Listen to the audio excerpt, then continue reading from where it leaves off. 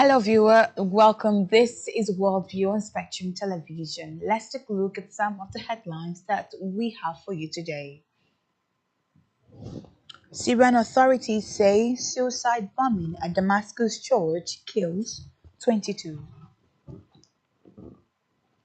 Ukraine says Russian attack on Kiev area kills 8 and injured dozens. Iran's supreme leader asks Putin to do more after US strikes. And Worldview will bring you stories around the world. That is just the first three headlines, but the full bulletin comes up in just a moment. Don't go nowhere.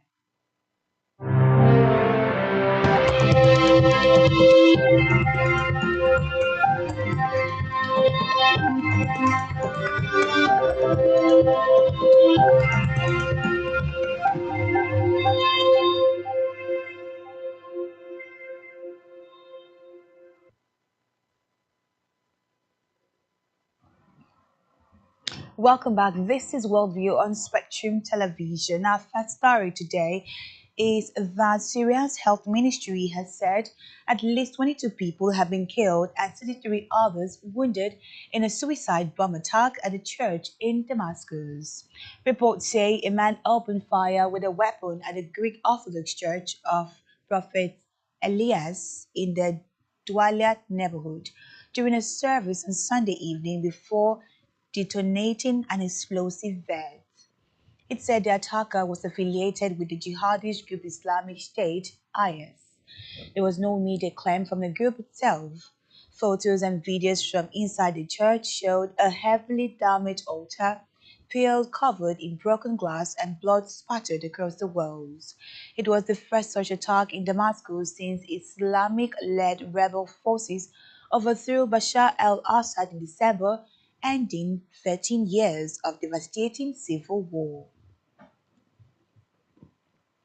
In a sad development, the health ministry in Algeria says people have died after falling from the upper stand of a stadium in Algeria just after the final whistle as local football team MC Alger won the league title. According to local media, dozens of others were injured when a security barrier collapsed, with fans surging forward to celebrate before falling on to the lower tie of the 5th July Stadium in Algiers. More than 70 people have been treated in 3 hospitals, the health ministry said, adding that most have been since released. Reports also say that players and staff from Marc Alger have gone to the hospitals to donate blood to the injured. The stadium was packed for the game that saw Marc Alger retain the league title, the one last year. Let's go over now to the Russia and Ukraine war scene, where Ukrainian officials said today that waves of Russian drones and missiles in and around Kiev overnight killed 8 people, lit up the night sky with fires in residential areas, and damaged the entrance to a metro station bomb shelter. The Interior Ministry said that rescue workers pulled bodies from the rubble of an apartment block in Kiev busy Shishinkisi district, less than a kilometer from the US Embassy, at 7, I beg your pardon, at least 7 people died in the district. Away from that, Hungary and Slovenia have decided not to support the EU's plans for an 18th sanction package against Russia, Hungarian Foreign Minister Pete Szisato said today in a press briefing broadcasting on his Facebook page. Hungary and Slovenia decided to block the sanction package in response to European Union plans to phase out Russian energy import, the minister said. Hungary and Slovenia continue to rely on Russia's gas and oil supplies and have maintained warm ties with Moscow. Elsewhere, Italy has frozen Russia's oligarch assets valued at around 2.3 billion euros, approximately $2.64 billion, since the invasion of the Ukraine in 2022, data provided by Italian authorities show. Now, with the most recent seizure occurring at the beginning of the month, Italy seized assets including bank accounts, luxury villas, yachts, and cars as part of European Union sanctions against the Kremlin and its backers. The Bank of Italy had said that at the end of June 2023, their value amounted to $2.5 billion.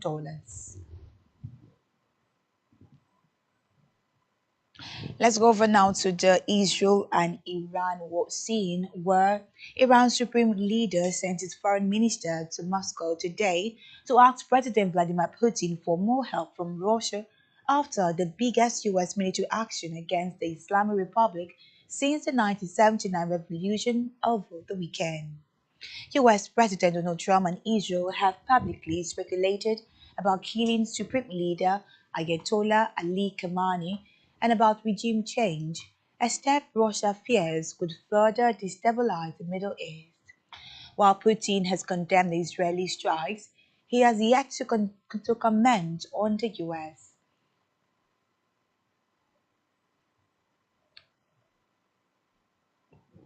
It's also been said that last week he called for calm and offered Moscow services as a mediator over the nuclear program. Iranian Foreign Minister Abbas Araghchi was due to deliver a letter from Khamenei to Putin seeking the letter's backing, a senior source told newsmen. Now, in the meantime, Russian President Vladimir Putin told Iran's foreign minister today there was no justification for the US bombing of his country and that Moscow was trying to help the Iranian people.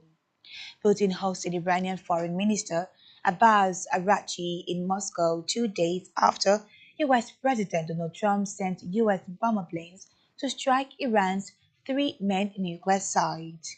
The absolutely unprovoked aggression against Iran has no basis and no justification. Putin told Araghchi in a televised comment that for their part, they are making effort to assist the Iranian people. Meanwhile, Araghchi told Putin that Iran was conducting legitimate self-defense and thanked Russia for condemning the US actions. He further also conveyed best wishes to Putin from Iran's supreme leader and president.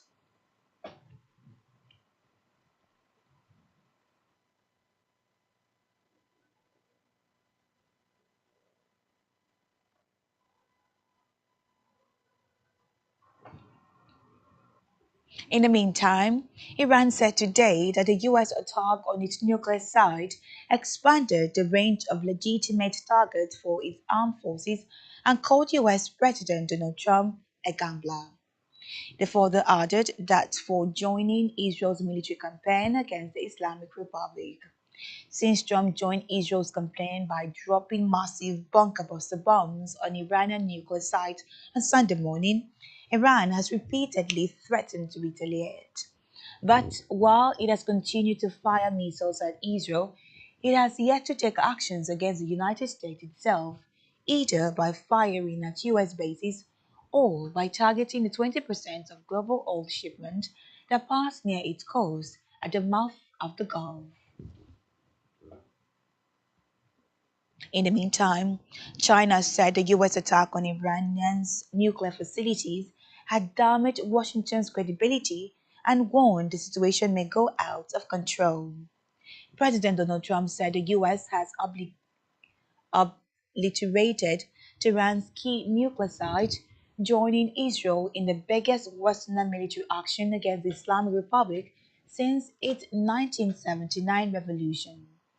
The UN Security Council met on Sunday to discuss US strikes on Iran's nuclear sites as Russia, China, and Pakistan proposed the 15-member body adopt a resolution calling for an immediate and unconditional ceasefire in the Middle East.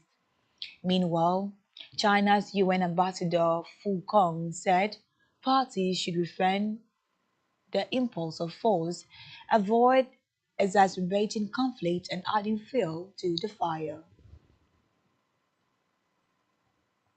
Meanwhile, North Korea also said today it strongly condemns the US strikes against Iranian nuclear facilities as a grave violation of its sovereign state security interests and territorial rights. The United States and Israel are the culprits of the current tensions in the Middle East, born out of Jerusalem's ceasefire war and territorial expansion. They further accepted and encouraged the West, North Korea Foreign Ministry said today. They also strongly denounced the attack on Iran by the US, which violently tramples down the territorial integrity and security interests of a sovereign state. The unnamed spokesperson said in a statement carried by newsmen. The statement read, the just international community should rise the voice of unanimous censure and rejection against the US and Israel's confrontational acts. Let's go on a quick break right now, but after the break, we will be looking at Japanese Prime Minister Ichiba on why he decided to skip the NATO summit. Just stay tuned to us for these and many more stories right after the breather.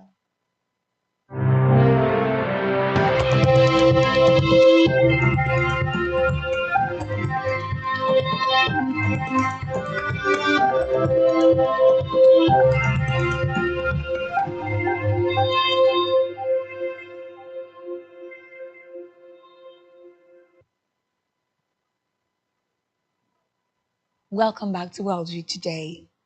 Japanese Prime Minister Shigeru Ishiba has cancelled plans to attend the NATO summit in The Hague this week. The Foreign Ministry said in a statement today, scrapping his June 24 to 26 trip just 3 days after announcing it. The ministry said only that various circumstances had led to the cancellation. Reports say that Ishiba was pulling out because a planned meeting between NATO and a group of four Indo-Pacific nation IP4 was not likely to take place and because a meeting with US President Donald Trump was also unlikely. In the meantime, the NATO alliance has crafted a summit in The Hague this week to show itself up by satisfying US President Donald Trump with a big defense spending goal, but it has now risks being dominated by the repercussions of his military strikes on Iran. The two-day gathering is also intended to signal Russian President Vladimir Putin that NATO is united despite Trump's previous criticism of the alliance and determined to expand and upgrade its defenses to deter any attack from Moscow.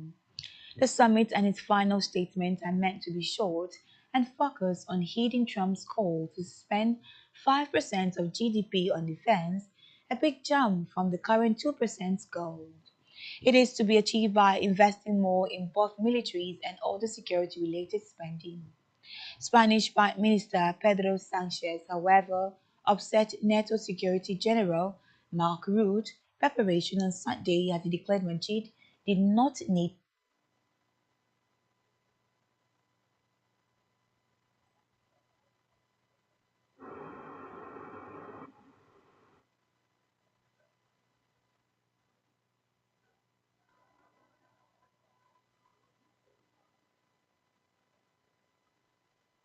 France and Germany and 30 other countries expressed support today for Hungary's LGBTQ community and Budapest Pride March on June 28, which was banned by police after the government denounced it as potentially harmful to children.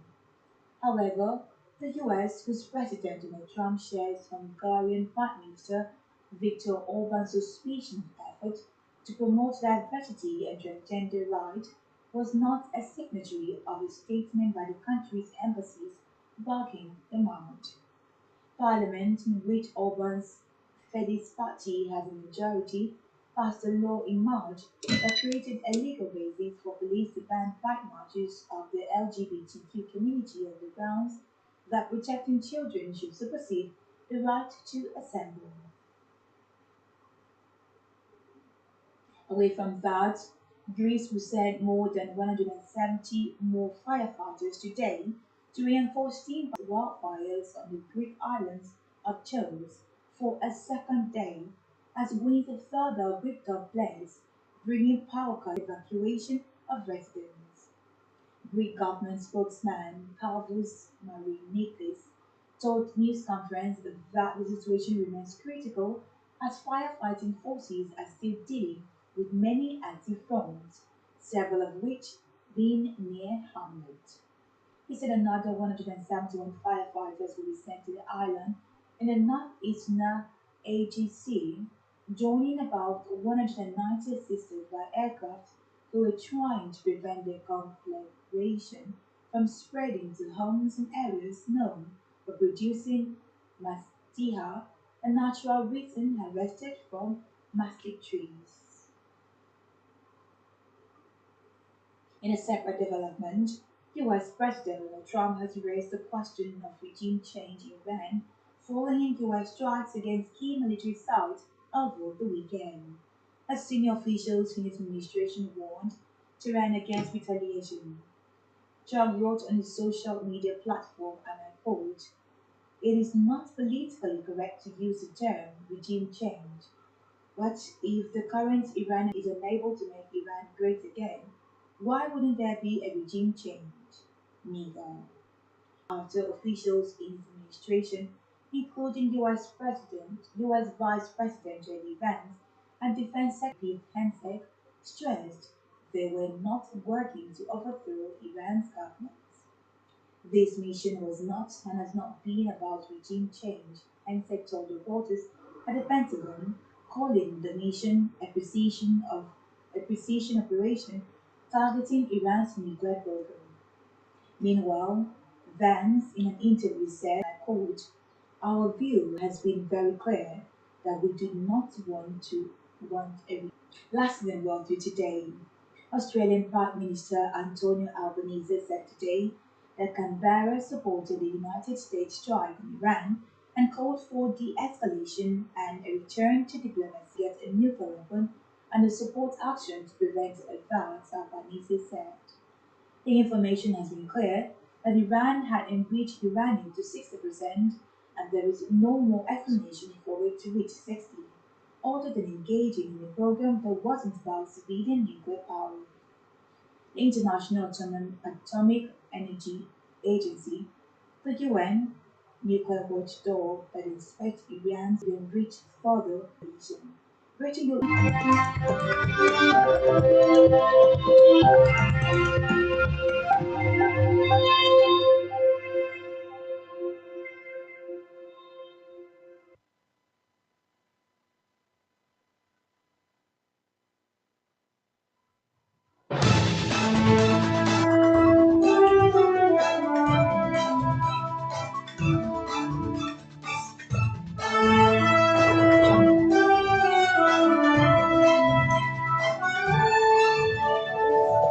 Spectrum TV, broadening your horizon.